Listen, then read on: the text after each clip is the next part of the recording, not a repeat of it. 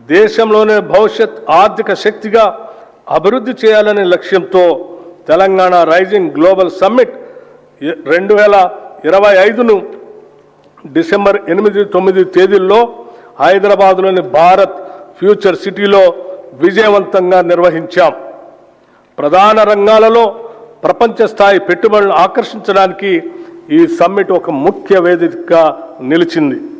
ప్రపంచవ్యాప్తంగా సుమారు 2000 మంది అంతర్జాతీయ ప్రతినిధులు, పెట్టుబడిదారులు, విధాన రూపకర్తలు, ఆర్థిక నిపుణులు, సాంకేతిక రంగ నిపుణులు ఈ సమ్మిట్లో పాల్గొన్నారు. ఈ సమ్మిట్లో నోబెల్ బహుమతి గ్రహీతలు ఆర్థికవేత్త శ్రీ అభిజిత్ బెనర్జీ, సామాజికవేత్త శ్రీ కైలాష్ సత్యార్థి, ఆర్బీఐ మాజీ గవర్నర్లు శ్రీ దువ్వూరి సుబ్బారావు, శ్రీ రఘురామ రాజన్, ఆర్థికవేత్త శ్రీ అరవింద్ సుబ్రహ్మణ్యన్, యునైటెడ్ కింగ్డమ్ మాజీ ప్రధాని Shri Tony Blair, World Economic Forum ప్రతినిధి శ్రీ జెర్మీ జగ్గన్స్ వంటి ప్రముఖులు పాల్గొన్నారు.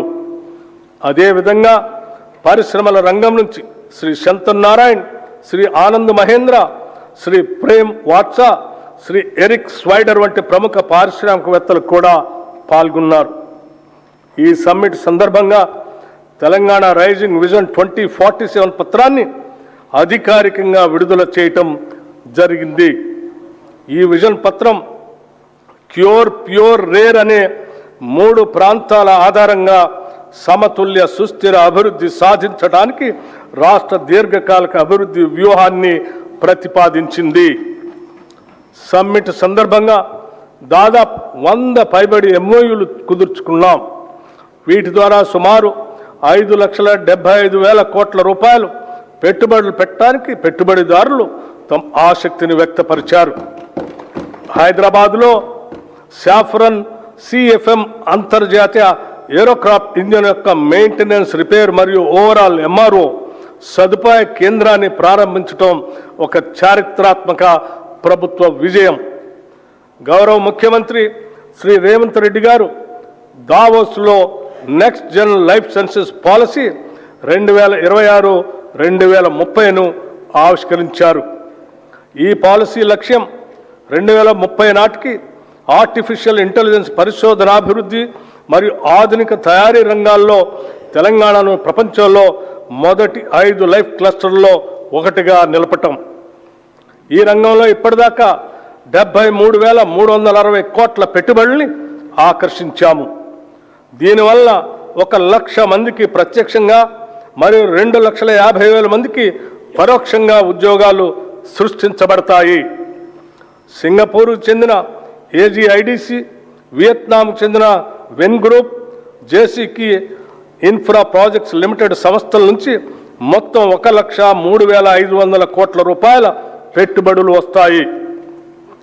ప్రణాళికాబద్ధంగా అభివృద్ధి సాధించడానికి, ఈ అభివృద్ధికి ప్రజలను వారసులను చేస్తూ ముందుకు సాగటానికి అంతర్జాతీయ స్థాయిలో ఎక్కడా లేని విధంగా క్యూర్, ప్యూర్, రేర్ అనే 3 ప్రధాన ప్రాంతాలుగా గుర్తించాం. క్యూర్లో సేవా రంగానికి, ప్యూర్లో ఉత్పాదక రంగానికి, రేర్లో వ్యవసాయ మరియు వ్యవసాయ అనుబంధ రంగాలకు ప్రాధాన్యత ఇస్తూ రాష్ట్రాన్ని అభివృద్ధి చేస్తున్నాం. Hyderabad outer ring road ORR లోపల క్యూర్ ప్రాంతంలో technology, artificial intelligence, global capability సెంటర్లు, పరిశోధన, అభివృద్ధి, స్టార్టప్, ఫైనాన్షియల్ సర్వీసెస్ సంస్థలు మరియు ఇతర సర్వీస్ సెక్టార్లను అధిక విలువైన సేవల కేంద్రంగా అభివృద్ధి చేయాలని నిర్ణయించాం. తెలంగాణలో పట్టణ జనాభా 2031 నాటికి 53.8% చేరుకునే అవకాశం ఉంది. ఈ నేపథ్యంలో క్యూర్ ప్రాంత పరిధిని కాలుష్యరహితంగా నెట్ జీరో మార్చేందుకు కావలసిన అన్ని చర్యలు తీసుకుంటున్నాం.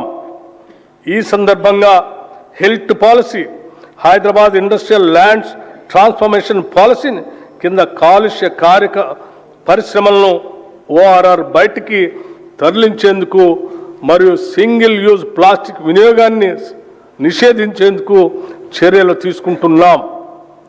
క్యూర్ పరిధిలో ప్రస్తుతం ఉన్న పెట్రోల్, డీజిల్ ఆటోలను రెట్రో ఫిట్టింగ్ ద్వారా ఎలక్ట్రిక్ వాహనాలుగా ప్రభుత్వ ఖర్చుతో మారుస్తాం. Peri urban region economy, outer ring road, regional ring road మధ్య ప్రాంతాన్ని మ్యానుఫ్యాక్చరింగ్ హబ్గా అభివృద్ధి చేయాలని లక్ష్యంగా పెట్టుకున్నాం. ఈ ప్రాంతంలో తయారీ పరిశ్రమలు, ఎంఎస్ఎంఈ క్లస్టర్లు, లాజిస్టిక్ హబ్లు, పారిశ్రామిక పార్కులు ఏర్పడేలా చర్యలు తీసుకుంటాం. దీని ద్వారా ముఖ్యంగా పెద్ద ఎత్తున ఉద్యోగాలు సృష్టించబడతాయి. ఈ ప్రాంతం తెలంగాణ ఆర్థిక వ్యవస్థకు తయారీ కేంద్రంగా, మ్యానుఫ్యాక్చరింగ్ ఇంజన్గా మారనుంది. రీజనల్ రింగ్ రోడ్ అవతల ఉన్న ప్రాంతాలను వ్యవసాయ వాల్యూ యాడెడ్ ఆర్థిక వ్యవస్థగా ఏర్పాటు చేస్తున్నాం.